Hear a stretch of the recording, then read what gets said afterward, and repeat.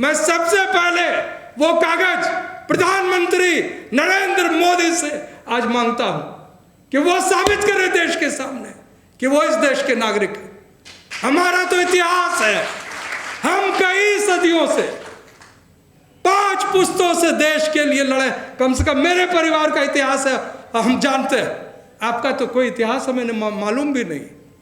आप कहां से आए, कौन थे, क्या थे, लोगों को नहीं पता है। लेकिन ईवीएम से तो आपने पूरी व्यवस्था को ही लूट लिया।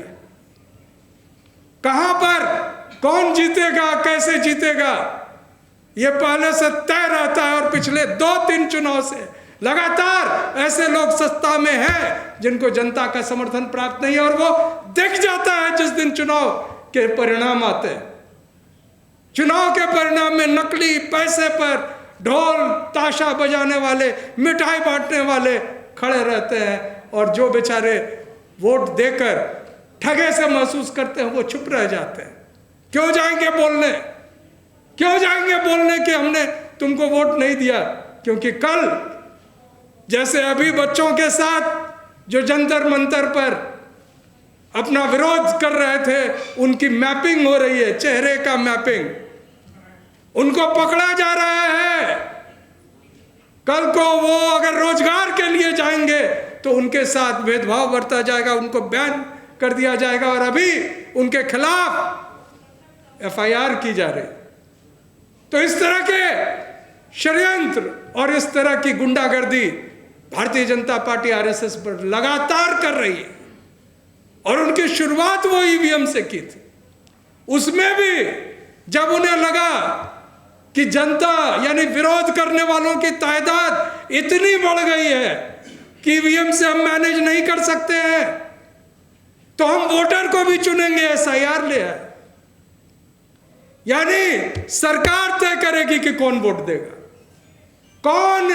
और कहता है सुप्रीम कोर्ट और संविधान कि चुनाव आयोग को कोई शक्ति नहीं है कि वो तय करे कि नागरिक कौन है भारत का। लेकिन वो हर दिन एक नया शगुफा छोड़ता है। कभी कहता है कि आपके आधार कार्ड मान्य नहीं है, सुप्रीम कोर्ट के आदेश के बावजूद कहता है कि ये मान्य नहीं है, और अब तो कह रहा है कि पासपोर्ट भी मान्य नहीं। तो कौन सा कागज ये साबित करता है कि हम और आप इस देश के नागरिक हैं? मैं सबसे पहले वो कागज प्रधानमंत्री नरेंद्र मोदी से आज मांगता हूं कि वो साबित करे देश के सामने कि वो इस देश के नागरिक हैं। हमारा तो इतिहास है, हम कई सदियों से 5 पुश्तों से देश के लिए लड़े। कम से कम मेरे परिवार का इतिहास है, हम जानते हैं। आपका तो कोई इतिहास हमें मालूम भी नहीं। आप कहां से आए, कौन थे, क्या थे, लोगों को नहीं पता है। और जिस संगठन से आप हैं उसके तो राष्ट्रीयता भी बड़ा प्रश्न चिन्ह उस पर लगातार आता है। आपने 55 साल तक अपने मुख्यालय में तिरंगा नहीं लहराया। तो ये जो साजिशें मैंने बताई, उन साजिशों को एक तरह से उनका मुकाबला करने के लिए आज जैसे सभा की जा रही है वी द पीपल संविधान बचाओ संघर्ष समिति और अन्य संगठनों द्वारा। और ये जो 2 मुद्दे आपके सामने हैं, निजीकरण और ईवीएम के विरुद्ध कैसे संघर्ष हो, हम तो समझ गए हैं, लगातार हम बोल रहे हैं, परंतु आश्चर्य की बात है हमारे नेता नहीं समझ पा रहे। हमारे पॉलिटिकल पार्टीज के नेता खुश रहते हैं। ममता जी बड़ी खुश थी चुनाव के पहले, मुसलमानों की बड़ी संख्या है, हम तो बड़ी पॉपुलर हैं, जीत जाएंगे। क्या हुआ? इसी तरह एमके स्टालिन साहब, निजी तौर पर मैं जानता हूं, हमारे सभा में पी विल्सन साहब अक्सर आते हैं जो डीएमके पार्टी के सांसद हैं। मेरी बात भी हुई थी, मैंने कहा भी था कि भारतीय जनता पार्टी वहां जीत नहीं पाएगी तो वो एक शख्स को लाएगी जिसका नाम हम लोग जानते हैं, जो एक्टर, और हुआ वही। तो प्रश्न उठता है कि एमके स्टालिन साहब को कभी नहीं लगा कि ईवीएम के खिलाफ भी हमें कुछ बोलना चाहिए, लड़ना चाहिए। बोल तो रहे थे लेकिन आंदोलन नहीं हुआ। तेजस्वी जी भी बड़े खुश थे। और आगे परीक्षा की घड़ी अखिलेश जी का।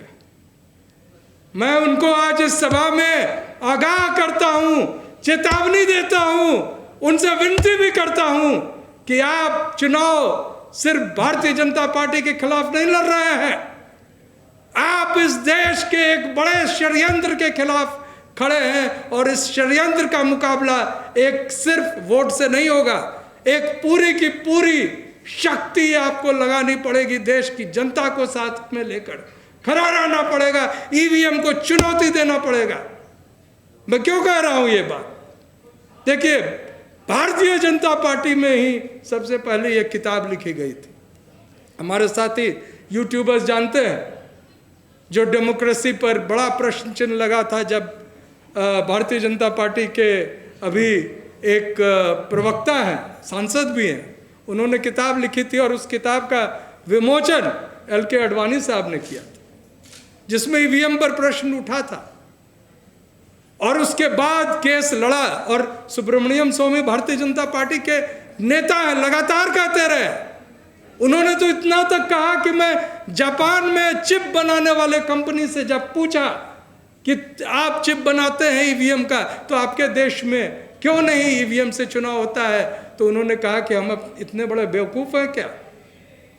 हम नहीं चाहते हैं कि हमारी चुनाव हो या एक षड्यंत्र हो। या तो सुब्रमण्यम स्वामी भी केस दायर किए, प्रशांत भूषण साहब भी उस केस में थे, और एक पास हुआ आदेश VVPAT लाया जाए।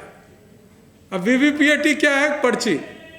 मैं आपको बता दूं, हमारे सभा में कई बार राजेंद्र पाल गौतम साहब भी आते हैं, डॉक्टर रतन लाल तो बैठे ही हैं, और भी हमारे कई साथी हैं जो ईवीएम के विरुद्ध संघर्ष कर रहे हैं। और सुप्रीम कोर्ट में बलराज मलिक साहब हैं, सुप्रीम कोर्ट में हमने जाकर एक प्रदर्शन किया था। क्यों? क्योंकि कोर्ट में केस आया था 2023 में, मांग क्या थी कि VVPAT की भी पर्ची गिन ली जाए। अब चुनाव आयोग क्या क्या दलीलें लेकर आया उसके खिलाफ, बहुत समय लग जाएगा। तो वकीलों ने कहा कोर्ट में कि आप वैसे भी तो 1-1.5 महीने में चुनाव कराते हैं,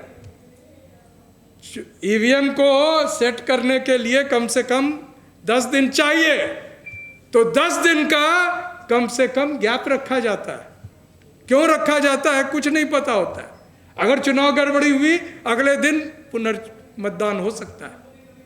तो ऐसी स्थिति में दूसरा दलील क्या था, बहुत आपको हंसी लगेगा।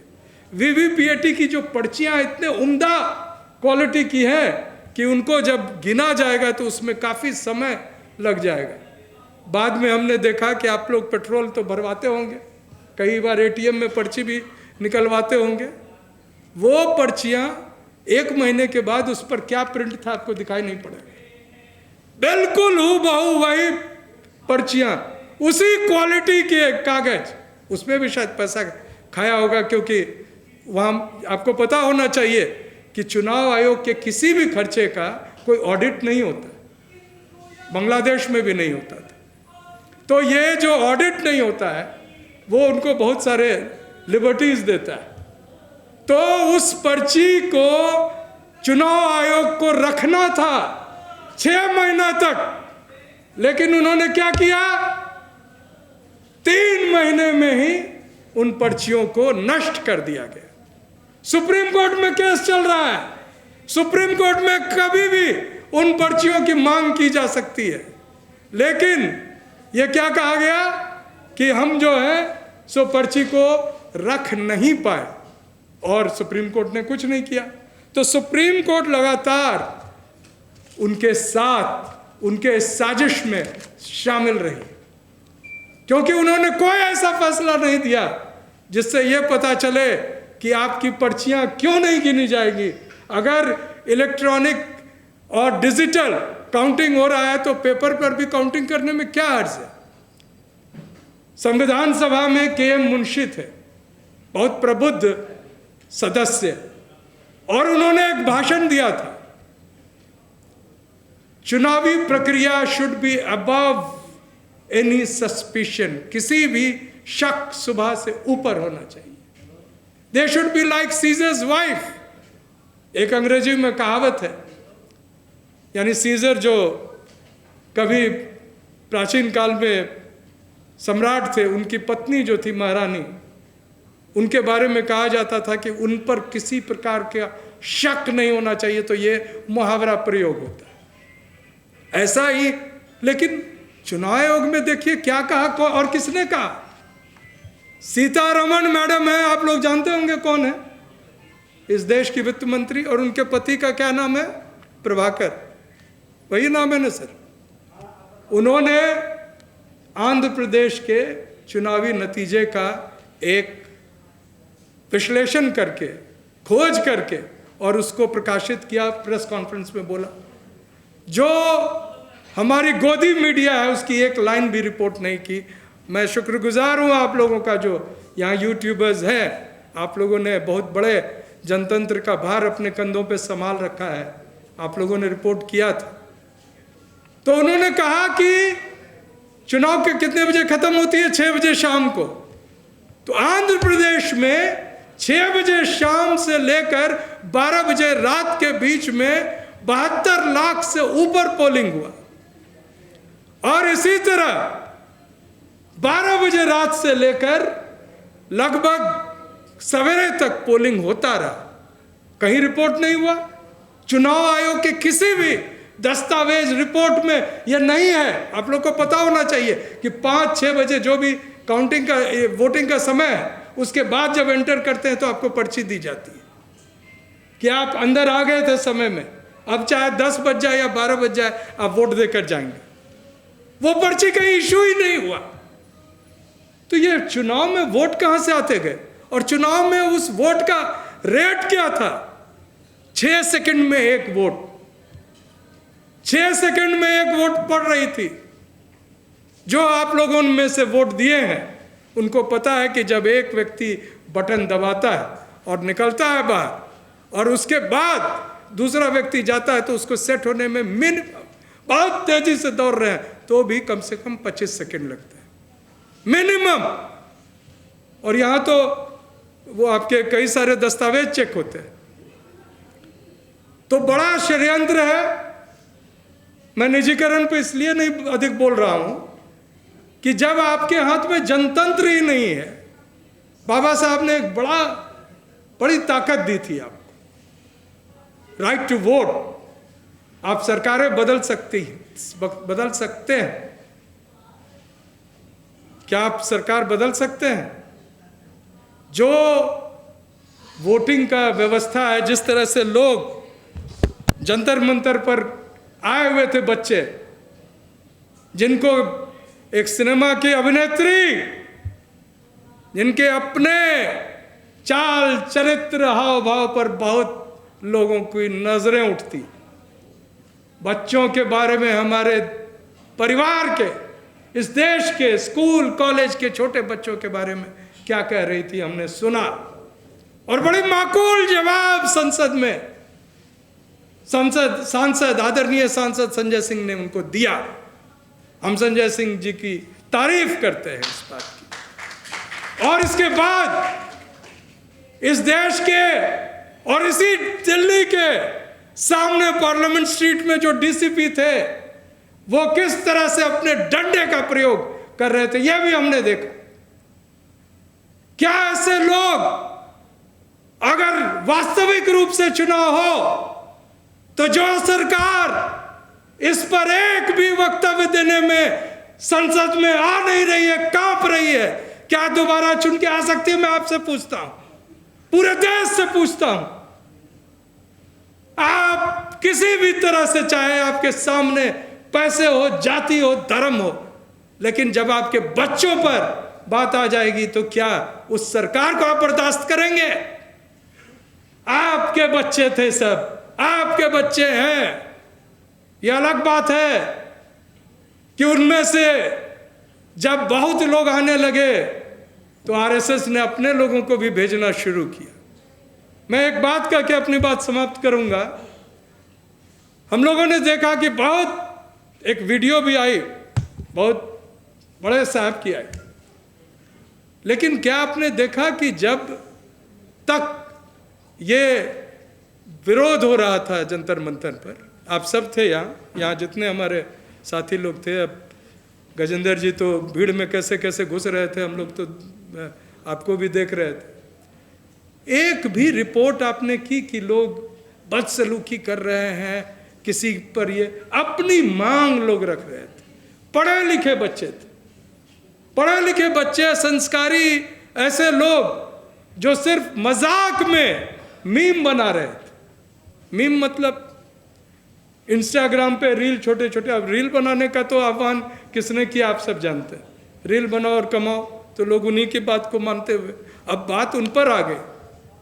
लेकिन जैसे ये विरोध खत्म हुआ, यानी कि जंतर मंतर वाला, हालांकि कल फिर एक बड़ा विरोध हुआ है, रविवार को जंतर मंतर पर हुआ है, लेकिन जब वो विरोध खत्म हुआ तो अचानक बीजेपी के आईटी सेल से नए नए वीडियोस आने लगे, और उन वीडियोस में जो बैकग्राउंड है वो बहुत ही एक प्रकार से आपको दिखेगा नहीं कि उसी जगह की है जहां ये कहा जा रहा है।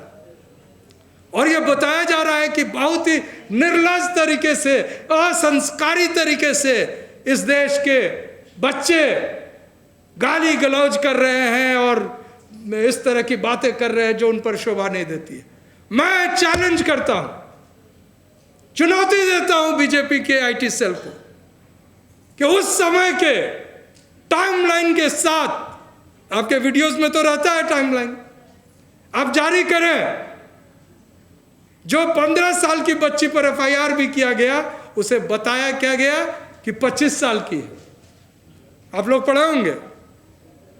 तो ये झूठ, फरेब और लाठी वगैरह की बात तो आई नहीं। तो खैर, लाठी खाने वालों को लाठी ही नहीं, हर तरह से पुलिस द्वारा दुर्व्यवहार सहने वालों को हमारे बड़े साहब ने माफ़ कर दिया। जनतंत्र की लाज रह गई, ईवीएम की लाज रह गई, और ईवीएम को अब कोई उस पर बात ही नहीं उठेगी। वीपी सिंह साहब ने मंडल कमीशन लागू किया तो इस देश में हाहाकार मचा। ऐसा लगा कि वर्षों बाद देश के 65% जो पिछड़े वर्ग के लोग हैं वो भी कहीं आगे की कतार में आ न जाए, और अगर एससी एसटी को मिला लिया जाए तो 85% से अधिक लोग, जहां पर उनकी संख्या लगभग नगण्य है, शासन, प्रशासन, संसाधन सभी जगह, विश्वविद्यालय, कहीं वो भी आगे न आ जाए। तो 3 षड्यंत्र किया गया था।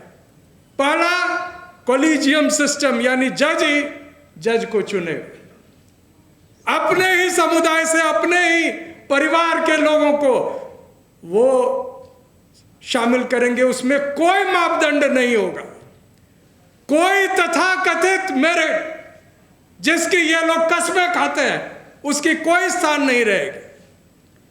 दूसरा षड्यंत्र, निजीकरण, यानी आप नौकरी कैसे लेंगे, सरकारी संस्थाएं बचेंगी ही नहीं, निजी हो जाएंगी, तो आप कैसे आरक्षण लेंगे, यानी फिर उसमें हम अपना खेल जारी रखेंगे। और तीसरी बड़ी साजिश थी ईवीएम से चुनाव करवाना। और ईवीएम के बारे में अभी हमसे पहले जो हमारे महाराष्ट्र के साथी भैया जी रामटेके जी ने जो कहा, मैं 100% उनसे सहमत हूं। साजिश गंभीर है। कई बार चुनाव आयोग पूछती है कि आप साबित करें कि ईवीएम गलत है। मैं प्रश्न उल्टा करता हूं, आप साबित करें कि जो वोट हमने ईवीएम में दिया वो उसी प्रत्याशी को गया जिसको हमने वो वोट दिया। वो नहीं कर सकते हैं साबित। और इसी आधार पर जर्मनी के सुप्रीम कोर्ट ने रद्द कर दिया, बैन कर दिया ईवीएम को जर्मनी में। और जर्मनी ही नहीं, जिन राष्ट्रों की देखा देखी और जिनको सबसे डेवलप्ड नेशन कहा जाता है, जहां डेमोक्रेसी है, जहां प्रजातंत्र है, चाहे वो इंग्लैंड हो, अमेरिका हो, जापान हो, फ्रांस हो, हॉलैंड हो, नीदरलैंड हो, सभी जगह बैलेट से चुनाव होते हैं। क्यों? तो आर्गुमेंट ये आता है ईवीएम से इसलिए होता है कि पहले बैलेट में गड़बड़ी होती थी। साहब, बैलेट में गड़बड़ी होती थी, कई जगह चुनाव रद्द होते थे, लेकिन उसके सबूत मिलते थे।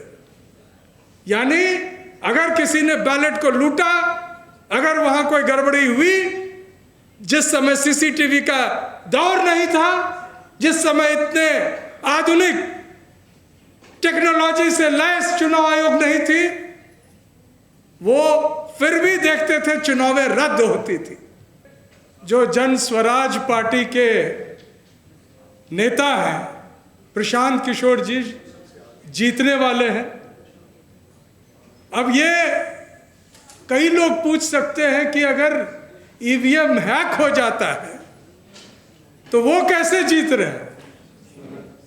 देखिए, ईवीएम का जो खेला है बहुत ही षड्यंत्रकारी रूप से चलाया जाता है।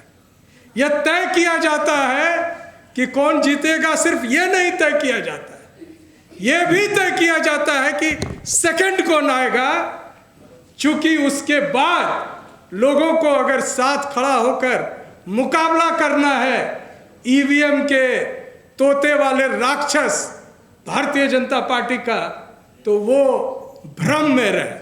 वो भ्रम में रहे कि किसके पास अधिक लोगों की संख्या। उत्तर प्रदेश में ये खेल सपा और बसपा के बीच में बराबर किया जाता है।